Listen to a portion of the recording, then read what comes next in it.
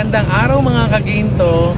Ngayon ay narito muli tayo sa panibagong serye ng A Day with the Lord. Samahan niyo po muli ako na ating pagnilayan ang mga inspirasyon at salita ng Panginoon. Mula dito sa aklat na aking binabasa, ito ay hango at likha ni Brother Bo Sanchez. Ayon sa kanya, paano manalangin ng mabisa? Maraming nagtatanong sa kanya na gustong malaman kung paano ba at ano ang formula kung paano manalangin ng mabisa. Kailangan daw ba ay nakaluhod? Kailangan daw ba ay nakapikit? Or kailangan daw ba ay mahabang panalangin? O kaya naman ay kailangan nating mag-ayuno 2, 3, o 6 na araw upang dinggin ng Diyos ang ating mga panalangin. O kaya naman ay kailangan nating magbasa ng mga berso or mga verses sa Bible. O kaya naman ay particular na formula or ito yung hinahanap natin na formula sa panalangin kung paano didinggin ng Diyos ang ating mga pagsusumamo. May 3 bagay according to Brother Bo Sanchez. Una, simplistic na pananampalataya. Gusto ng mga tao yung formula. Okay, yung formula na kung saan ay magsasabi na ito yung gawin mo. Ito yung proseso na dapat ay gawin mo upang ikaw ay pakinggan ng Diyos. At uunawain mo kung ito ba yung antas ng espiritual na naaayon sa paglalakbay na ginagawa mo upang ikaw ay makaranas ng pagpapala mula sa Kanya. Or baka naman meron tayong katanungan, baka hindi natin naisagawa ng tama ang mga proseso kung kaya't hanggang ngayon hindi pa rin dinirinig ng Panginoon ang ating mga panalangin. Kaya ito yung tinatawag nating simplistic na panalangin. Ganun ba ang hinihingi ng Diyos sa atin? Yun ba ang inihintay ng Panginoon sa atin?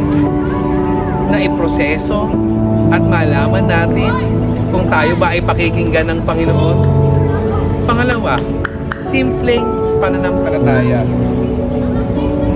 Habang nasa espiritual na paglalakbay tayo, nalalampasan natin ito dahil nagbabago tayo patungo sa simpleng pananampalataya. Dito natin nagsisimula at mapagtanto na higit pa ang Diyos sa ating pangkunawa. Na ang gusto nating mangyari ay maaaring hindi pinakamabuti at walang formula para sa garantisadong dasal.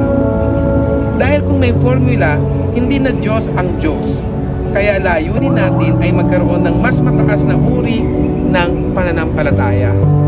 Malinaw na ipinakita sa atin dito na kailangan nating maniwala, manampalataya sa Panginoon para sa ating mga kahilingan.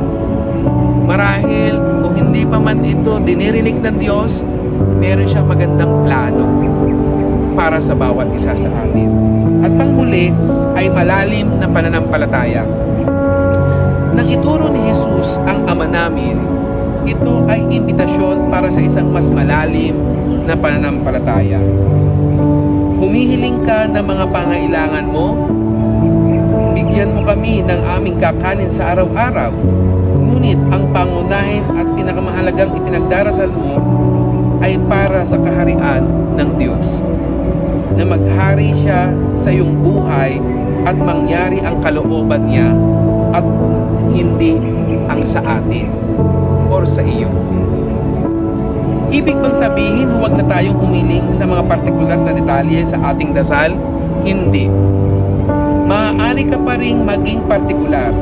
Ito ay pagiging tapat sa Panginoon at kailangan natin itong gawin. Bahagi ito ng pagiging malapit natin sa Diyos. Ngunit sa dulo ng iyong panalangin, sabihin mo, mangyari nawa ang kalooban mo. Ikaw pa rin ang Diyos, susunod ako sa iyo sa bawat araw ng buhay ko, anuman ang mangyari. Pagalingin mo man ako o hindi, ibigay mo man ang himalang hinihingi ko o hindi, magbago man ang taong ito o hindi, masolusyonan man ang problema ko sa pera o hindi, susunod pa rin ako sa iyo.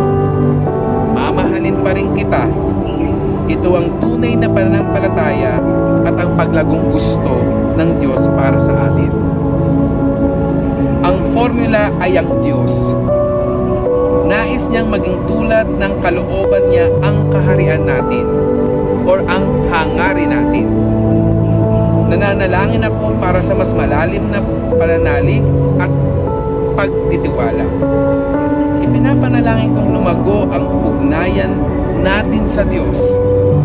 Hindi mo man alam kung paano sasagutin ng Diyos ang iyong dasal, ngunit alam niya at gagawin niya ito sa takdang panahon at sa pinakamabuting posibleng paraan. Muli, samahan niyo muli ako mga kaginto sa mga pagninilay na ito at subaybayan niyo muli ang susunod na serye ng A Day with the Lord. Paalam mga kaginto!